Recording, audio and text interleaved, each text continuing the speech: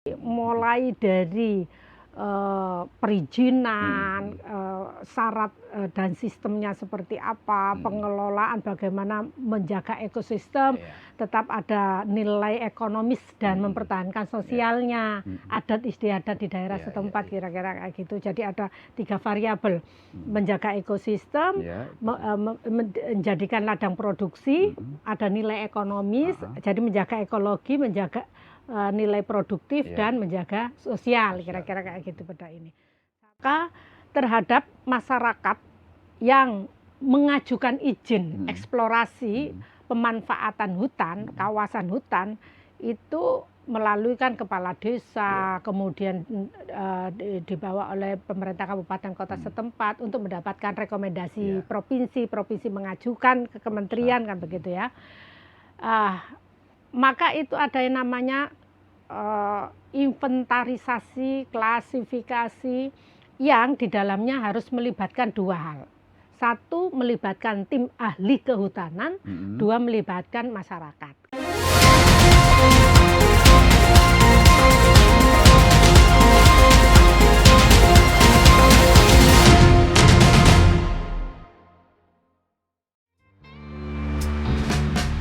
Lahir pada 11 Juni 1972, Anik Maslakah adalah sosok politikus yang berdedikasi. Kiprahnya di dunia politik semakin cemerlang saat menjabat sebagai Wakil Ketua DPRD Provinsi Jawa Timur sejak 13 Januari 2020. Sebagai istri dari Chamim Tohari dan ibu dari 2 orang anak, Anik tak hanya menjalani peran di keluarga dengan penuh cinta, tetapi juga terus menunjukkan kiprah luar biasa di dunia politik dan sosial. Kini juga memegang amanah penting sebagai Sekretaris DPW Partai Kebangkitan Bangsa Provinsi Jawa Timur. Perjalanan pendidikannya dimulai dari SD Negeri Panjunan Sukodono, berlanjut ke SMP dan SMA YPM Sukodono. Beliau kemudian menempuh pendidikan sarjana di IKIP Negeri Surabaya dan meraih gelar magister dari Universitas Airlangga.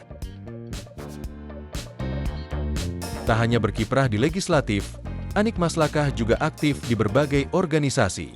Beliau pernah memimpin PW IPNU Jawa Timur dan menjadi Ketua DPW Perempuan Bangsa Jawa Timur.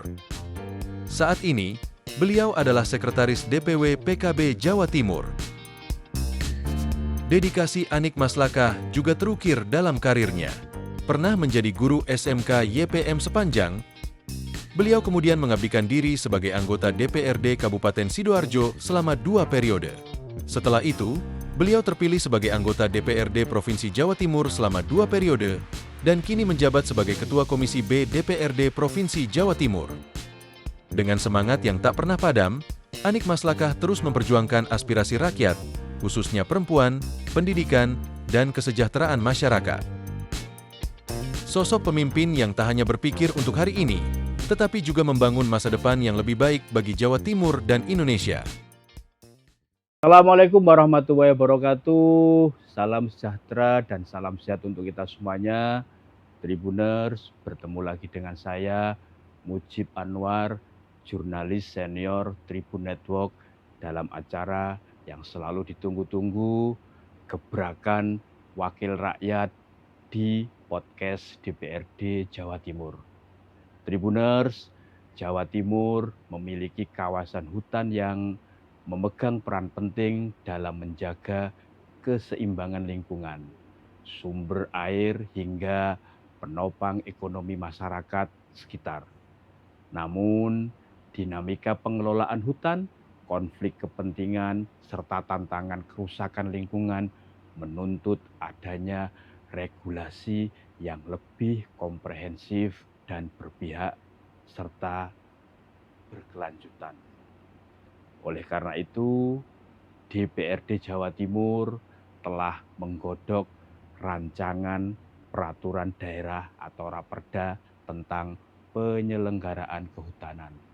Ini sebagai upaya untuk memperkuat tata kelola sektor kehutanan.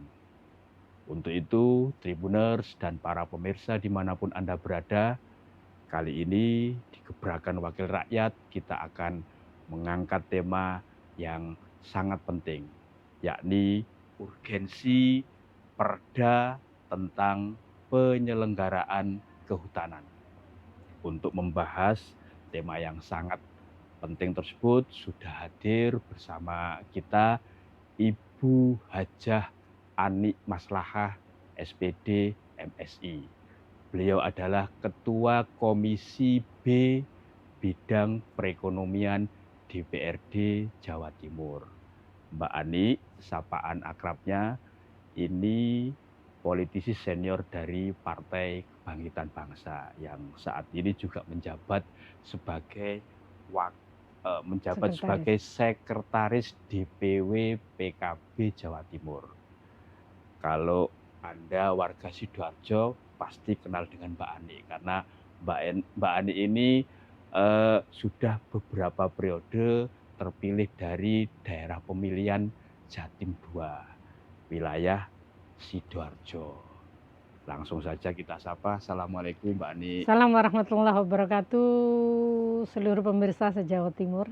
Berharap ditonton luar Jawa Timur. Ya, karena ini temanya menarik, Mbak. Ya, Kan betul. sekarang kan lagi terjadi rame banjir banjir bandang di beberapa longsor, daerah, ya. longsor terutama di Sumatera Ya. Barat, Sumatera Utara, Aceh. Mbak Ya. Ani, seberapa urgent dan pentingnya Raperda tentang penyelenggaraan kehutanan ini, Mbak, bagi Jawa Timur? Ya,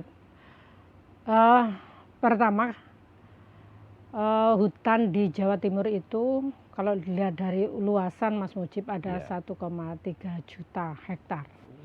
Maka kalau diprosentase dari luasan daratan ada 28, sekian persen itu adalah kawasan hutan. Ya. Yang kedua, ternyata Jawa Timur ini menjadi buffer stock beberapa komoditi. Satu diantaranya adalah perkebunan dan pertanian. Ya. Maka kalau kita ngomong perhutanan sosial, itu adanya ya di hutan. Artinya masyarakat hutan, masyarakat kawasan hutan, bukan manusia hutan, bukan ya. Memberikan kontribusi yang cukup luar biasa bagi pertumbuhan ekonomi Jawa Timur yang hari ini alhamdulillah Mas Mujib lebih tinggi dari nasional. Berapa itu, Mbak? Per hari ini kita 5,22%, sementara nasional 5,04%. Berarti artinya lebih tinggi 1,6 ya? Ya, 1,6%. Nah, itu diantaranya adalah kontributornya dari masyarakat sekitar hutan. Hal yang lain, ini yang kontradiktif, bahwa kemiskinan di Jawa Timur memang iya ada penurunan ya. Dari dulu zaman Pak Dekarwo di angka 11 sekian, hari ini 9 sekian. Tapi mirisnya adalah kemiskinan ekstrim itu ada di kawasan hutan. Sisi yang lain di awal tadi kita sudah sampaikan bahwa banjir di mana-mana Jawa Timur, ya kan. Di kediaman saya sendiri Sidoarjo. Kebetulan kalau di lingkungan hidup saya enggak. Tapi di beberapa titik terutama perkotaan yang banyak hunian perumahan-perumahan, ya karena memang tata kelola awalnya kurang termitigasi kira-kira kayak gitu. Satu sisi kemudian debit air yang tinggi, sungainya dangkal, ya itu banyak faktor lah. Maka kita tidak menginginkan kejadian seperti di Sumatera yang hari ini kayaknya kok lebih dasar dari tsunami ya. Karena kita belum tahu persis angka kematiannya berapa. Tetapi kan rumah itu sudah di atas 1.000 lebih lah kira-kira. Dan fakta kayu gelondongan gede-gede dan bukan baru ditebang, sudah bukan lama, tercerabut ya, bukan tercerabut tapi sudah lama ya. potongan. Kemudian ya memang harus, dan alhamdulillah pemerintah gerak cepat. Informasi yang kita dapatkan izin PT yang melakukan produksi itu kan sudah dicabut ya. PT apa itu saya lupa itu. Adalah saya lupa PT-nya apa itu. Inisialnya awalnya S ya? Ya, Ya. sudah dicabut informasinya. Nah, kita tidak ingin seperti itu. Ya. Oleh karenanya perlu ada upaya preventif. Ya.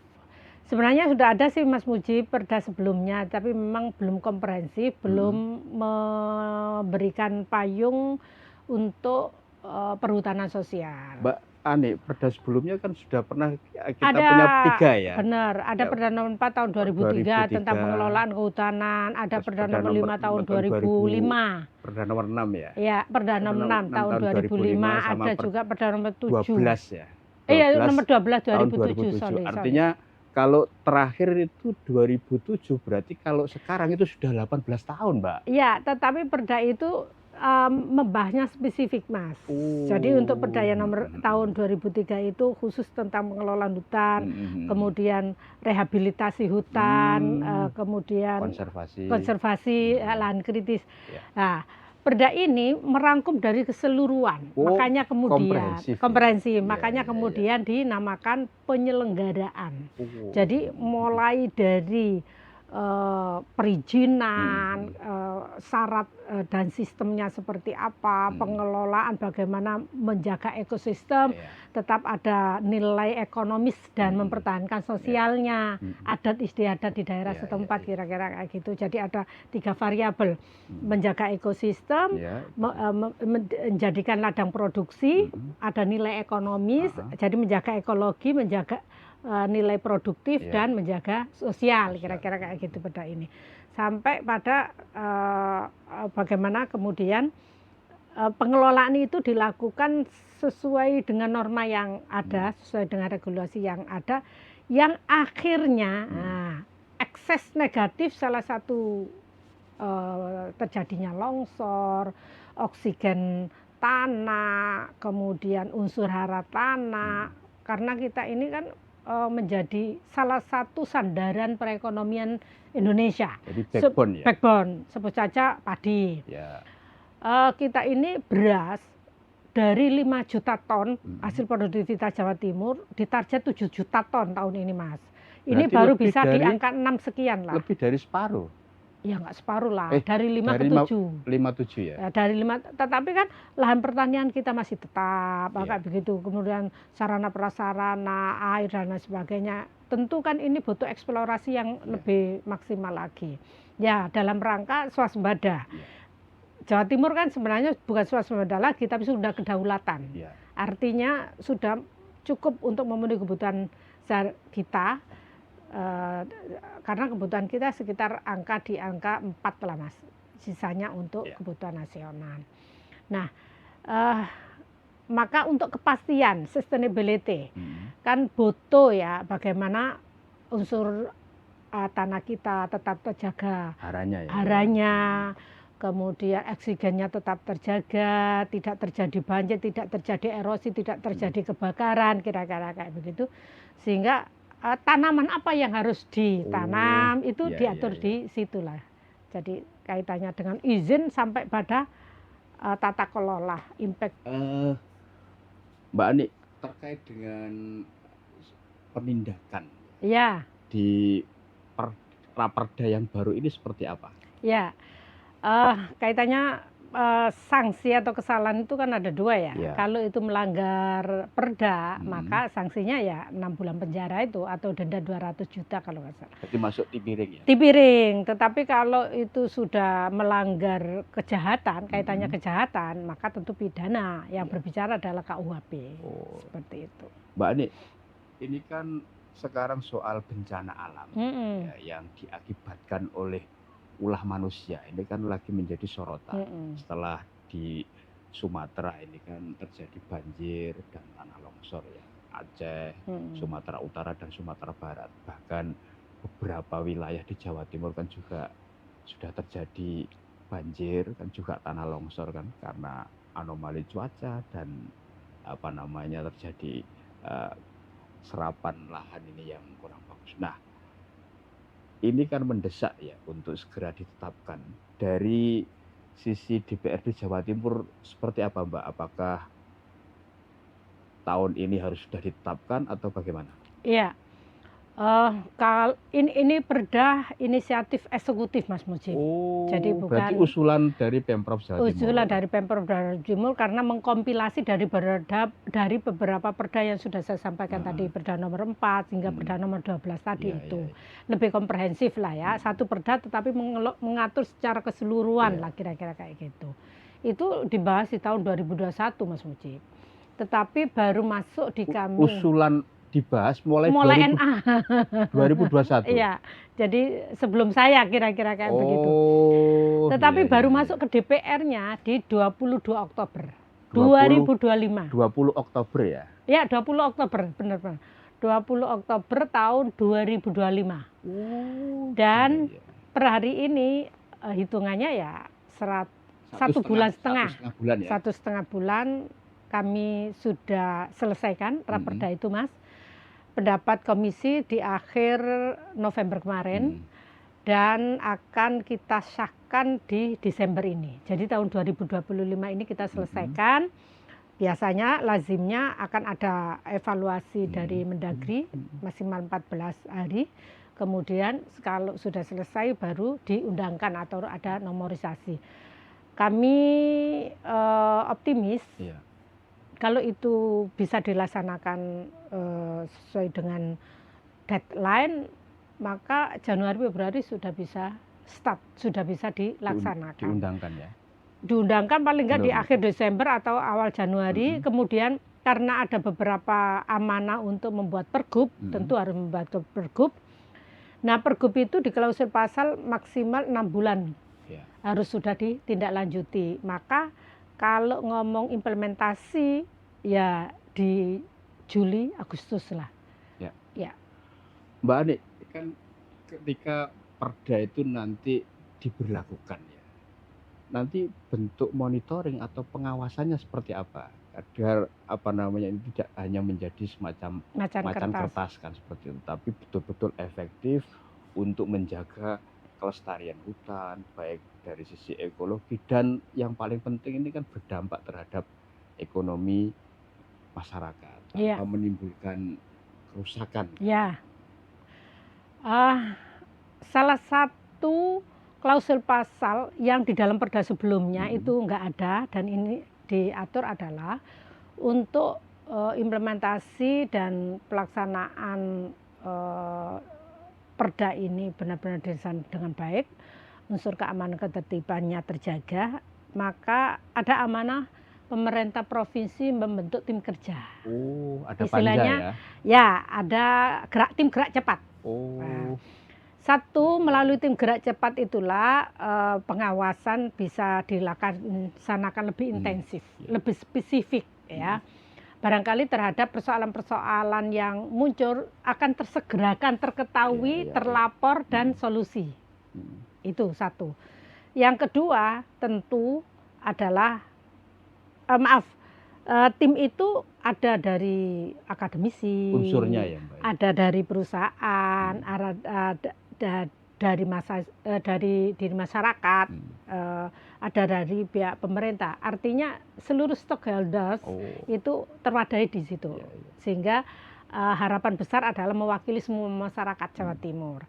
Itu satu. Yang kedua, ya sesuai dengan tusi kami. Kami ini kan ada fungsi controlling ya. Dan kita ini menyebar di seluruh Jawa Timur. Maka karena memang tidak semua daerah ini ada hutan, termasuk kami nggak ada Mas. Sidoarjo kan nggak ada. Yang ada hutan mangrove. Hutan mangrove ya. Sama tambak. Sama tambak, ya.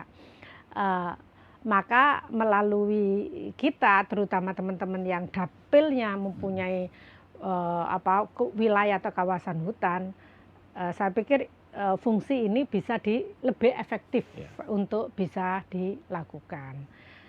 Itu saya pikir ya. Masyarakat hari ini eranya sosial media, eranya digital. Saya pikir setiap ada kejadian apapun, masyarakat kan pasti ngunggah lah kira-kira. Itu juga bisa kita lakukan sebagai bentuk pengawasan. Tentu tidak terlupakan sebagai pengawas dari perda adalah Satpol PP, ya itu. Penegakannya, ya. Mbak Ani, terkait dengan pemanfaatan teknologi informasi, Mbak. Ini kan juga penting ya, agar data antara yang kabupaten, kota, provinsi sama pusat itu kan selaras, terintegrasi lah. Apakah itu juga diatur dalam Perda baru ini nantinya? Iya. Tadi di awal saya sampaikan bahwa Perda ini mengatur mulai dari inventarisasi, jadi pendaftaran. Iya. Inventarisasi, jadi gini Mas, kita ini kan punya Perda RT RW, rencana tata ruang wilayah. Di perhutanan itu juga ada sendiri RT RW-nya semacam kayak begitu, yang itu dibikin oleh pihak pemerintah melalui Balai Perhutanan Sosial. Kebetulan Jawa Timur ini zonanya ada di Yogyakarta. Jadi ada peta data istilahnya kayak begitu.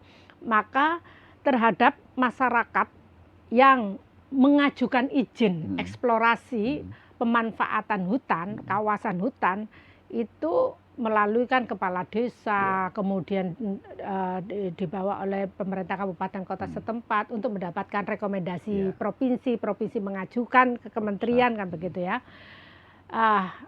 Maka itu ada yang namanya inventarisasi, klasifikasi yang di dalamnya harus melibatkan dua hal. Satu, melibatkan tim ahli kehutanan, dua, melibatkan masyarakat. Kenapa tim ahli kehutanan? Karena itu tadi harus ada keseimbangan ekosistem. Yang tahu benar bahwa zona ini mau diberdayakan menjadi hutan itu kan ada 4. Ada hutan lindung, ada hutan konservasi, ada hutan produksi, ada hutan apa satunya? Rakyat. Ada hutan rakyat, masing-masing ini sendiri-sendiri ya. Kalau lindung dan konservasi tentu ini lebih saklek. Jenis tanaman yang harus ditanam itu tidak boleh merubah dari fungsi hutan yang menjadi penjaga, menjadi penyerap oksigen dan lain sebagainya. Sehingga tanamannya ya harus kayu, harus menjaga flora fauna. Nah, yang bisa dikelola untuk kaitannya dengan pangan adalah hutan rakyat ya, dan hutan produksi itu kayu malahan, khusus kayu. Terus flora fauna ini harus terjaga, berarti hutan konservasi.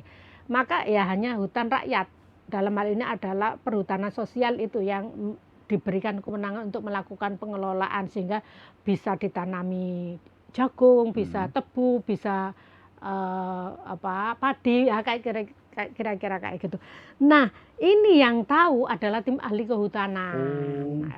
Tim ahli kehutanan. Kenapa harus melibatkan masyarakat? Kita tahu ada kalanya yang terjadi ini, mereka hidup bertahun-tahun lamanya sejak nenek moyangnya lah kira-kira gitu. Masyarakat di sekitar hutan, masyarakat di sekitar hutan, LMDH itu ya, Pak? Ya LMDH yang statusnya ada yang sudah mendapatkan sertifikasi, ada untuk pengelolaan, ada yang belum, Mas. Ada kalanya dia itu merasa menggarap taruhlah sebuah hektar. Ternyata izin yang dikeluarkan oleh kementerian hanya 5 hektar. Lah ini ada kalanya dia tidak mau melepas karena argumennya adalah ini sejak nenek moyang gue, kira-kira kayak begitu. Padahal sistemnya kan hanya hak mengelola, bukan hak milik, ya, kira-kira kayak itu. Penyadaran kayak begitu ini perlu melibatkan masyarakat agar terminimalisir yang namanya konflik. Artinya sosialisasi dan literasi terkait pemanfaatan hutan itu itulah, harus dilakukan ya, Pak? Itulah kemudian di Perda itu juga mengatur tentang pelatihan dan pembinaan, agar supaya ya itu tadi tidak terjadi konflik, pengelolaannya sesuai dengan peruntukan, bukan peruntukan, sesuai peruntukan, sesuai dengan mekanisme yang harus dilakukan lah kira-kira. Lah gitu-gitu itu yang tahu kan tim ahli dari kehutanan. 2 hal itu di dalam perizinan. Baru kemudian izin setelah dilakukan verifikasi dan lain sebagainya, izin dikeluarkan. Ketika izin dikeluarkan, maka fungsi berikutnya adalah pembinaan pelatihan itu. Mbak, dengan satu tadi Mbak Ani menjelaskan kan kawasan hutan di Jawa Timur itu kan 1,3 juta. 1,3 juta Nah, hektar. atas tadi ada hutan lindung, ya konservasi, terus produksi sama rakyat. Tadi kalau menurut Mbak Ani ini proporsinya masih cukup idealkah bagi Jawa Timur atau seperti apa? Masih ideal sih karena hutan lindung paling besar. Dari 1,3 itu 1,1-nya hutan lindung. Oh, artinya masih aman ya Masih untuk aman. bisa tetap menjaga agar ekosistem yang ekologi. ada agar kita kan tidak terjadi misalkan bencana yang saat ini lagi terjadi di Sumatera itu ya. Dan pernah loh kita terjadi beberapa tahun lalu di Jember. Ya, itu 2004. Oh, 2004 ya, lama ya. 2004 itu yang longsor Panti ya. Betul. Ketika awal-awalnya. Itu kan bandang juga kan? Ya. Dan juga itu menjelang tahun baru ya, akhir tahun ya sepertinya. Dan juga Mas Mujib, aku ingat beberapa bulan lalu itu kejadian longsor di Pacet. Ya. Itu tetangga saya. Kan meninggal 7 orang kan. Yang satu keluarga satu itu keluarga. Ya, jadi kalau saya kalau saya ini Desa Sukodono itu Desa Klopo 10. Jadi tetangga desa. Habis Sukodono Klopo 10. Itu kan longsor juga. Maka dengan titik-titik seperti itu, terus lagi kita juga lihat ada galian C yang tutup lahannya belum memenuhi syarat. Belum lagi galian-galian emas, banyak lah galian terutama di daerah Banyuwangi, Bondowoso, Jember juga, Tuban juga, Mbak. Tuban untuk semen dan lain sebagainya, termasuk di daerah Mojokertoan itu kan, artinya perda ini sangat mendesak Mas Mujib untuk disahkan dan diimplementasikan karena faktanya variabel-variabel yang membahayakan itu terlihat. Nah, itu tadi banyak lubangan, tutupan lahannya tidak terstandarisasi, masih banyak belum ditutup malahan. Lah di perda itu mengatur tentang tutupan lahan juga. Jadi ada syarat-syarat nutup lahan itu tidak sekedar tanah. Kira-kira kayak begitu. Artinya ada tanggung jawab ini ya untuk istilahnya kan kayak rehabilitasi setelah sudah dieksplorasi itu kan harus ada tanggung jawab. Termasuk kayu yang sudah ditebangi karena ada hutan produksi itu kan artinya mengelola hasil hutan. Hasil hutan sampai detik ini kan kayu. Maka bagaimana kemudian dilakukan reboisasi dan lain sebagainya. Itu ada di perda itu diatur. Mbak Ani, ini kan pasti Mbak Ani kan wakil rakyat. Kan sebelumnya kan pasti juga turba ya. Kan Mbak Ani kan juga pernah jadi pimpinan dewan. Pasti menyerap aspirasi dari masyarakat di seluruh Jawa Timur kan. Meskipun di Sidoarjo tidak ada hutan aslinya, hutan kayu yang ada hutan mangrove. Yang ada kan hutan mangrove, tapi pasti dari masyarakat di wilayah Jawa Timur lainnya kan menyampaikan aspirasi. Apa catatan Mbak Ani aspirasi yang paling sering disampaikan oleh masyarakat Jawa Timur terkait dengan penyelenggaraan kehutanan ini, Mbak?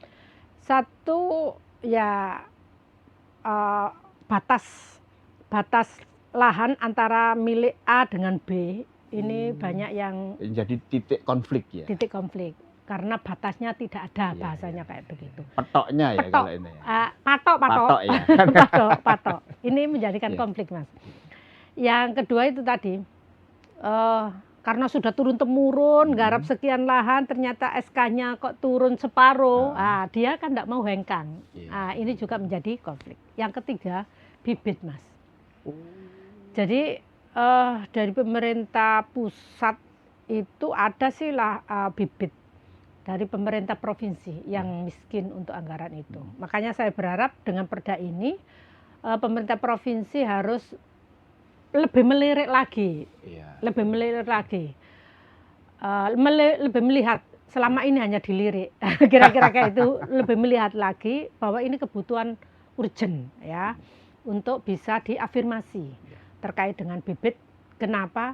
Karena bibit ini berpengaruh kepada ekosistem kelanjutan untuk bisa menjaga ekologinya, juga berkaitan dengan hasil ekonomi produksinya kan bagian gitu. Ketika bibitnya bagus, tentu kan hasilnya juga bagus. Nah, nyarisnya adalah Mas, di tengah beberapa titik hutan kita ini sudah gundul. Oleh karenanya kalau bibit tidak terfasilitasi oleh pihak pemerintah, hanya diserahkan sepenuhnya kepada masyarakat kawasan hutan, sengsara Mas. Nggak akan bisa maksimal. Saya tadi kan sudah ngomong bahwa kemiskinan ekstrim itu ya ada di kawasan sana. Berapa Mbak jumlahnya? Kalau masyarakat di sekitar hutan, LMDH dan berapa itu kan? Kan kemiskinan ekstrim kan salah satu titiknya, epicentrumnya kan di wilayah itu. Kalau jumlah real saya belum tahu pasti ya, belum tahu pasti. Kalau dianggap persentase itu bisa 50-50. Besar karena sekali memang besar untuk yang ekstrim loh ya, kemiskinan ekstrim itu besar sekali. Nah, karenanya, maaf bukan karenanya, yang berikutnya persoalan yang muncul di perhutanan sosial, mereka ini merasa ngurusnya angel, syaratnya itu ribet dan lama, ini yang dirasa oleh orang-orang. Ada lagi yang ini kami belum lakukan sidak untuk klarifikasi atau melihat kondisi faktual. Di Lamongan itu berdasarkan penuturan dari teman Komisi B, orangnya tinggal Lamongan, dan dia nggarap di daerah Lamongan sana, Bojonegoro. Tapi SK yang turun itu di Madiun katanya. Maksudnya SK Persilnya? SK Persilnya. Lah, benar apa tidak kami belum melakukan klarifikasi. Ada katanya seperti itu. Berarti kan validitas data ini tidak akurat ya. Akurasi data. Berarti itu menjadi persoalan kalau itu benar. Ini kita akan sidak ke sana, kebenarannya seperti apa.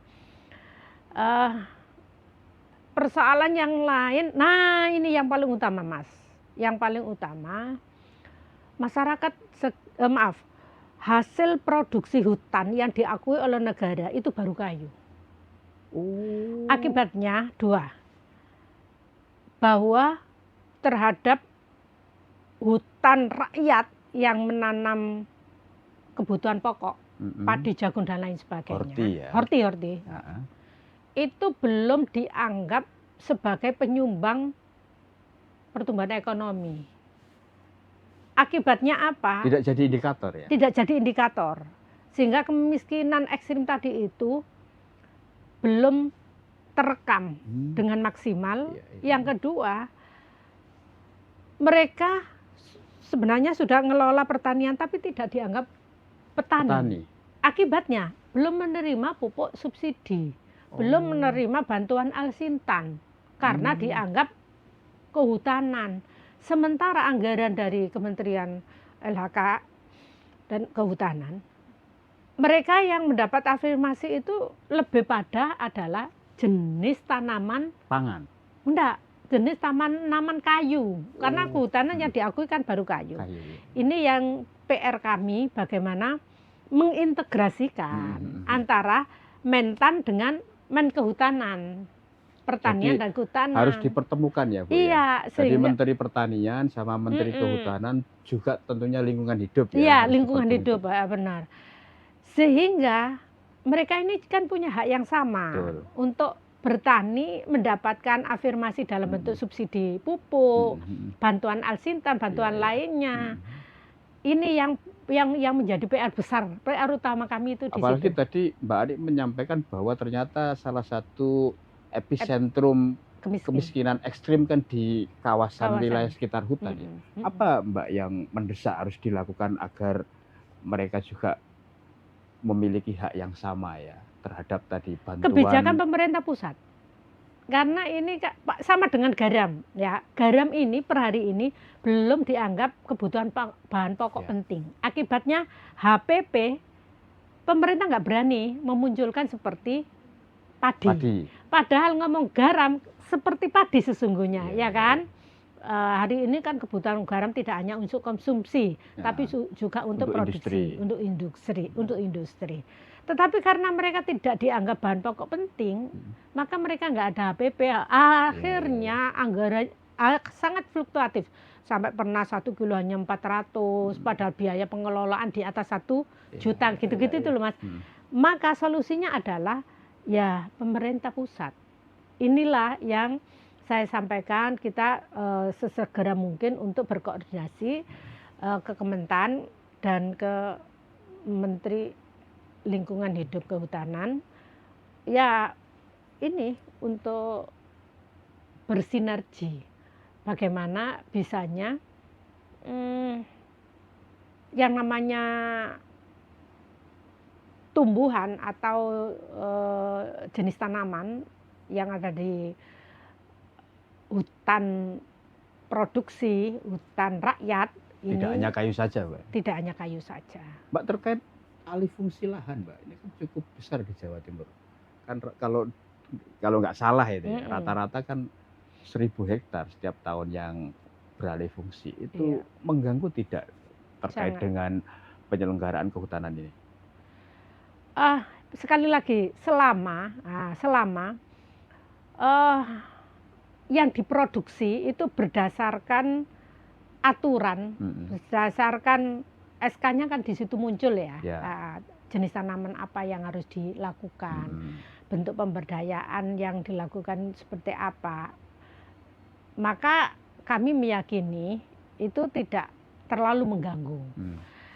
Tetapi kalau kemudian awut-awutan, rusak jadinya, termasuk penebangan liar, kemudian lahan tutupan atau rehabilitasi tadi tidak dilakukan, ya tentu tidak hanya banjir Mas, kebakaran pasti iya, unsur hara tanah juga oksigennya menguap. Karena serapan yang bisa itu kan di hutan tadi itu. Jadi banyak sih memang ekses ketika itu tidak dilakukan oleh masyarakat. Makanya perlu ada pelatihan dan pembinaan. Di Perda itu sudah ngatur demikian. Mbak, kalau di provinsi lain ini kan seringkali viral ya. Ada penertiban misalkan hunian yang itu sebenarnya berada di kawasan hutan, yang itu menjadi jangkarnya ya untuk menyerap air agar tidak terjadi bencana alam lah. Apakah titik-titik seperti itu juga terjadi di Jawa Timur? Ya, kalau jadi gini, hutan di Jawa Timur ini yang hutan lindung itu satu yang langsung ditangani oleh Perhutani, yang kedua Tahura. Tahura itu ada di daerah Batu Malang lah, yang bisa dikelola. Surya itu. Betul, yang bisa dikelola oleh pihak provinsi itu satu-satunya. Ketika ada tanah longsor yang di Pacet, kan pernah tahun berapa ya itu ya? Pacet, Cangar. Tahun berapa ya, lupa aku. Itu lama lah ya, 2006 2000-an ya itulah. Sebelum itu? Enggak lah, saya sudah di DPR kabupaten. Yang besar itu kan? Iya, besar. Yang sampai air padusannya ambrol itu. Ya. Maka itu kan jawaban bahwa ketika ada sebab akibat lah, ada akibat pasti ada sebabnya, pasti ada itu yang kemudian menjadikan yaitu bahaya longsor terjadi. Dan sampai saat ini kan titik di Pacet sampai Cangar itu kan masih terjadi tuh, Bu. Beberapa titik kan mesti longsor kan, kadang terutama musim hujan. Terakhir kan yang kejadian tetangganya jenengan itu kan. Benar. Artinya kan memang itu harus dimitigasi ya, agar potensi terjadinya bencana alam di Jawa Timur karena faktor itu tadi tidak bisa diminimalkan. Betul. Ya, di Perda itu diatur sih sebenarnya. Makanya dari awal perizinan itu diberikan, itu harus melibatkan tenaga ahli, harus masyarakat. Tujuannya kan demikian. Yang kedua, SK yang diturunkan itu harus dikelola sesuai dengan rambu-rambu yang ada. Yang ketiga, pendampingan dan pelatihan tadi itu, pembinaan. karena kalau dari sisi SDM begitu kan masyarakat sekitar hutan itu kategori masih di bawah dari rata-rata masyarakat umumnya yang ada di dataran rendah. Lah, maka penguatan kapasitas pembinaan itu harus terus, itu juga diatur. Ya dalam rangka itu tadi agar supaya bentuk mitigasi lah kira-kira kayak gitu. Kalau kemudian Mas Mujib nanya apakah sudah ada titik-titik yang dilanggar, kalau sudah pernah kejadian kebakaran, pernah longsor, pernah, ya itu jawaban bahwa memang ada yang dilanggar kan begitu. Mbak, terakhir, apa ini pesan dan harapan dari Mbak Ani ini agar keberadaan perda yang tadi disampaikan sebentar lagi akan digedok kan, ditetapkan ini nanti betul-betul bisa mengawal tentang penyelenggaraan kehutanan di Jawa Timur, baik jangka pendek, menengah maupun jangka panjang. Tentu ujungnya agar hutan dan lingkungan di Jawa Timur ini bisa tetap lestari dan itu berdampak terhadap perekonomian masyarakat yang ujungnya tentu adalah kesejahteraan. Berkurang masyarakat yang dengan ekstrim miskin, ya, kemiskinan ekstrim di wilayah sekitar hutan. Silakan, Pak.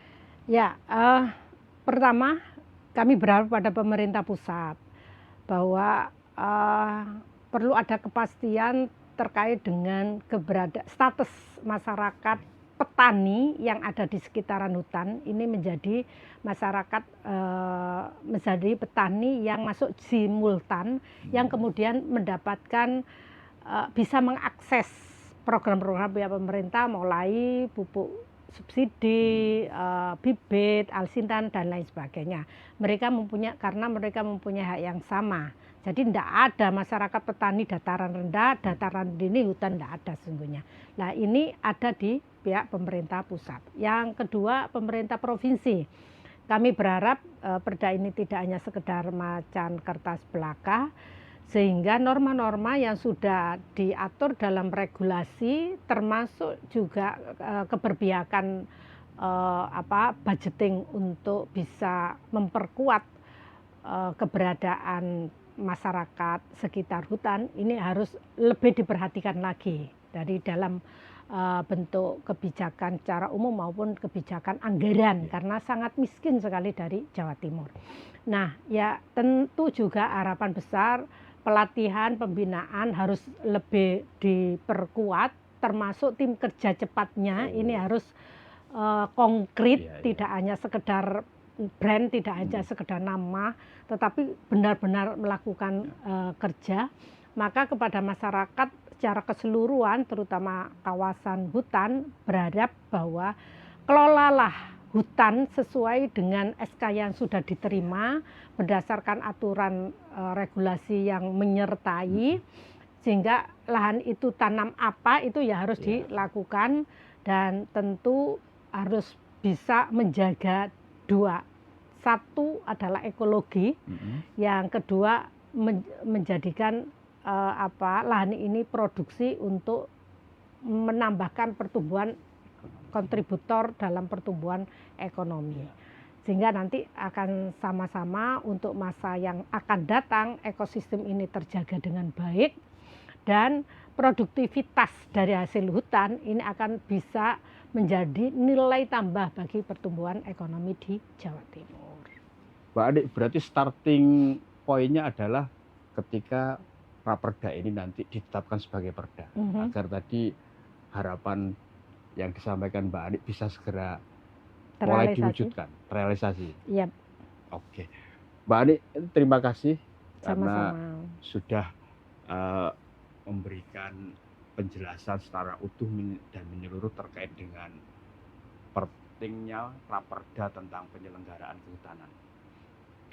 Baik, Tribuners dan para pemirsa dimanapun Anda berada, demikian tadi gebrakan wakil rakyat bersama Ibu Hajah Anik Maslahah, SPD MSI, Ketua Komisi B Bidang Perekonomian DPRD Jawa Timur. Kita bertemu lagi dengan para politisi, anggota DPRD Jawa Timur lainnya untuk mengulas berbagai macam bidang yang itu sangat penting untuk masyarakat Jawa Timur. Tetaplah menyaksikan channel YouTube kesayangan Anda di Harian Surya, Tribun Network Mata Lokal Menjangkau Indonesia. Saya Mujib Anwar undur diri. Assalamualaikum warahmatullahi wabarakatuh. Salam sejahtera untuk kita semuanya dan teruslah jaga dan kelestarikan hutan kita agar tidak terjadi bencana seperti yang saat ini terjadi di wilayah Sumatera.